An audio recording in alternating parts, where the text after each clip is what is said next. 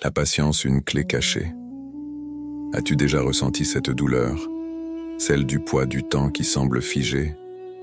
As-tu déjà levé les yeux vers le ciel, priant pour une réponse qui tarde à venir? La patience, ce n'est pas seulement attendre, c'est un voyage intérieur, une force qui se forge dans l'invisible, une lumière qui éclaire les ténèbres de l'épreuve. Allah nous dit dans le Saint-Coran, « Ô les croyants, cherchez secours dans l'endurance et la prière, car Allah est avec ceux qui sont patients. » Sourate Al-Baqarah 253. Aujourd'hui, nous allons explorer ensemble ce trésor caché, cette puissance intérieure qui transforme nos épreuves en élévation. L'épreuve n'est qu'un pont. Il y a des moments où l'épreuve frappe si fort qu'elle nous fait vaciller.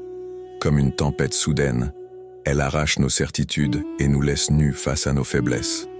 C'est dans ces instants que l'âme crie en silence, cherchant désespérément une issue, une réponse, une raison d'espérer encore. Ce jeune homme, le regard voilé par la douleur, était venu chercher un sens. Pourquoi lui? Pourquoi cette souffrance qui semblait s'acharner sur lui, comme si le monde tout entier conspirait contre son bonheur? Le sage, cet homme dont les rides portaient l'histoire de 1000 combats, ne répondit pas tout de suite. Il tendit simplement une poignée de sel, l'invitant à le dissoudre dans un verre d'eau. L'amertume saisit aussitôt la gorge du jeune homme, un goût insupportable qui reflétait ses propres blessures.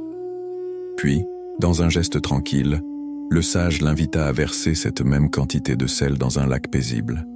Le vent jouait doucement sur la surface de l'eau, comme pour rappeler que tout finit par s'apaiser. « Bois maintenant », dit-il d'une voix calme. Le jeune homme goûta. Cette fois, rien. L'amertume s'était diluée dans l'immensité du lac, absorbée par sa grandeur. Le sage posa alors une main bienveillante sur son épaule et murmura « Les épreuves sont comme ce sel. Si ton cœur est étroit, elles t'empoisonneront. Mais si tu l'élargis, elles se fondront en toi, jusqu'à ne devenir qu'un souvenir lointain. Allah nous adresse une parole d'espoir. Ne désespérez pas de la miséricorde d'Allah. » Sourate Az-Zumar 39-53. Si Allah permet l'épreuve, ce n'est pas pour briser l'âme, mais pour l'agrandir, pour lui apprendre à contenir plus d'amour, plus de patience, plus de sagesse. Ce n'est pas la douleur qui doit dicter ton destin, mais la manière dont tu la portes. Alors, veux-tu rester ce ver fragile, où chaque épreuve devient un poison insupportable? Ou veux-tu devenir ce lac immense, capable d'absorber l'amertume sans perdre sa paix? Le choix t'appartient. La patience du prophète Ayoub, paix sur lui. Il y a des histoires qui traversent le temps, portant avec elles une lumière qui ne s'éteint jamais. Des récits qui ne sont pas seulement contés, mais vécus par ceux qui cherchent un sens à leur douleur. L'histoire du prophète Ayoub, paix sur lui, est de celle-là. Il avait tout. Une richesse que beaucoup enviaient, une famille aimante, une santé éclatante. Il était un homme béni, comblé de dons que le monde considère comme des preuves de réussite. Mais ce que le monde ne savait pas, c'est que la véritable richesse d'Ayoub ne se comptait ni en or, ni en terre, ni en bienfaits visibles. Elle se trouvait dans son cœur, dans cette foi inébranlable qui brillait, même lorsque tout le reste s'effondrait. Puis vint l'épreuve, une vague impitoyable qui balaya tout sur son passage. Il perdit ses biens, sa maison, son bétail, ses enfants. Son corps fut ravagé par la maladie, sa chair dévorée par la souffrance. Ceux qui l'avaient autrefois admiré détournèrent le regard. Il était devenu une ombre, un homme que l'on fuyait. Mais à travers tout cela, il garda le seul bien qu'il refusait de laisser derrière lui, sa foi. Il ne se plaignit pas, il n'accuse pas, il n'interrogea pas Allah sur la raison de son supplice. Au lieu de cela, dans un souffle empli d'humilité, il s'adressa à son Seigneur. « Mon Seigneur, le mal m'a touché, mais toi, tu es le plus miséricordieux des miséricordieux. » Sourate Al-Anbiya 21, 83.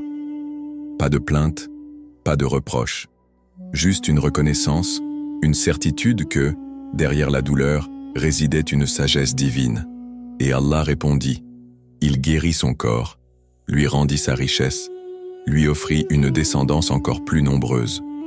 Non pas parce qu'il était éprouvé, mais parce qu'il avait enduré avec une patience qui résonnait jusque dans les cieux. L'épreuve d'Ayoub, paix sur lui, n'était pas un châtiment. C'était une élévation, un feu qui, au lieu de consumer, purifiait, une douleur qui, au lieu de briser, façonnait.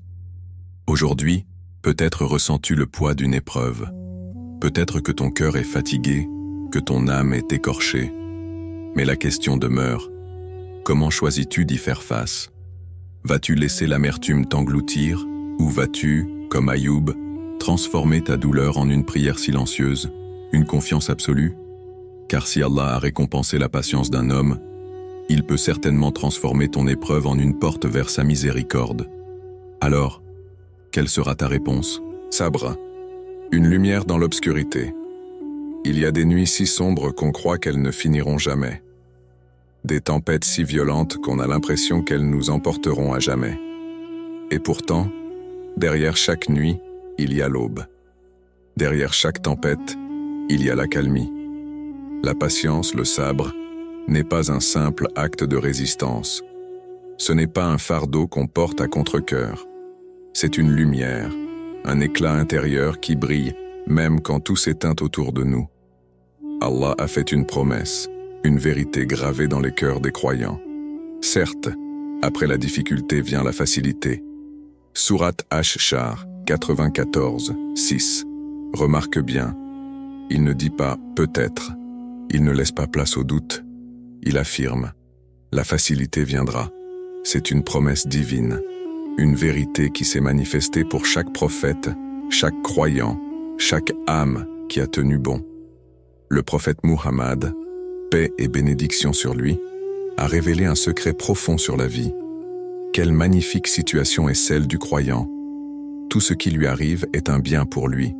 S'il est touché par une bénédiction, il est reconnaissant, et cela est un bien pour lui. S'il est touché par une épreuve, il patiente, et cela est un bien pour lui. Muslim. Alors, imagine un instant. Et si ton épreuve n'était pas un poids, mais une porte, une opportunité de te rapprocher d'Allah, d'affiner ton âme, de te préparer à quelque chose de plus grand. Car dans la patience, il y a un secret que seuls ceux qui endurent découvrent. Elle te transforme. Tu deviens plus fort, plus sage, plus conscient de la valeur de chaque instant, de chaque souffle. Comme un arbre enraciné dans la tempête, qui ploie mais ne casse pas. La question n'est donc pas « Pourquoi moi ?» mais plutôt « Comment vais-je traverser cette épreuve ?» Vas-tu la porter comme un fardeau qui t'écrase? Ou vas-tu en faire une flamme qui éclaire ton chemin? Le sabre n'est pas une faiblesse. C'est la force silencieuse qui fait des hommes ordinaires des légendes. C'est cette lumière qui a permis à tant d'âmes brisées de se relever. Et aujourd'hui, cette lumière est entre tes mains. Que choisis-tu d'en faire? Alors, où en es-tu aujourd'hui? Peut-être que ton cœur est fatigué. Peut-être que tu attends encore cette réponse d'Allah. Mais rappelle-toi, l'épreuve n'est pas une fin, c'est un pont. Ta patience et ta force cachée, chaque douleur endurée pour Allah t'élève vers un degré supérieur. Allah est avec toi, toujours. Ô toi qui crois, sois patient, car la récompense de ceux qui endurent sera donnée sans compter. Sourate Az-Zumar 39, 10. Et si ton épreuve d'aujourd'hui était la porte de ta lumière de demain,